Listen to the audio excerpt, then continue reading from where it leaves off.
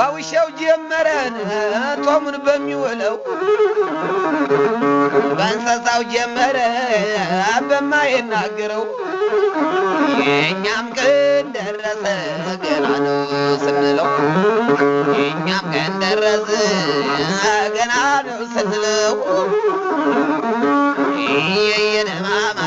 ከስምንተኛው እኛም ደረስንበት ከስምንተኛው ሸነ እኛ ደረስንበት አባት ተቀምጦ ልጅ ከፈረደበት ምድር እንደ ዳቦ ተቆረሰበት አባትና ልዩ በተዳገኑበት በእንዲህ ያለው ጊዜ በተልከሰከሰው በተስኪያን መሳም ነው ሳይጣሉ ከሰው የየነማማ ገላገላ